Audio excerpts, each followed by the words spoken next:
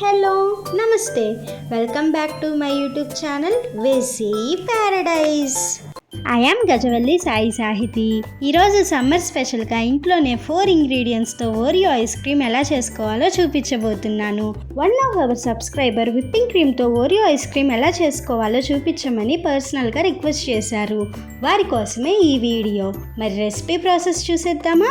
Let's begin the recipe process. First ఒక bowl తీసుకొని అందులో 1 కప్ చల్లగా ఉన్న విప్పింగ్ క్రీమ్ తీసుకొని హ్యాండ్ విస్కర్తో కానీ ఎలక్ట్రిక్ బ్లెండర్తో కానీ ఇలా విస్క్ చేసుకోవాలి.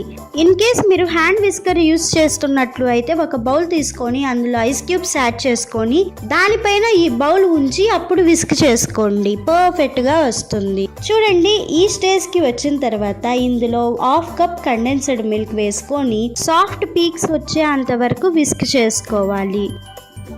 చూడండి, ఇక్కడ చూపిస్తున్న విధంగా వస్తే 90% అయిపోయినట్లే. ఇప్పుడు ఇందులో 1/2 teaspoon vanilla essence add చేసుకొని స్టిఫ్ పీక్స్ వచ్చే అంతవరకు విస్క్ చేసుకోవాలి. తర్వాత ఒక 10 ఓరియో బిస్కెట్స్ని ఇక్కడ చూపిస్తున్న విధంగా లైట్గా క్రష్ చేసుకుంటూ యాడ్ చేసుకోండి. ఇక్కడ నేనైతే సగం తీసి వేరే ఐస్ క్రీమ్ ప్రిపేర్ చేసుకోవడానికి పక్కన పెట్టుకున్నాను. అందుకే నేను ఇక్కడ 5 బిస్కెట్స్ మాత్రమే యాడ్ చేసుకున్నాను.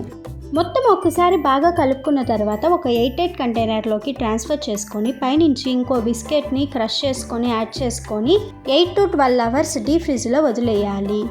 ఐస్ క్రీమ్ పర్ఫెక్ట్గా సెట్ అయిన తర్వాత సర్వ్ చేసుకున్నాము అంటే బయట దొరికే Oreo ice cream taste and టెక్స్చర్తోనే ఉంటుంది.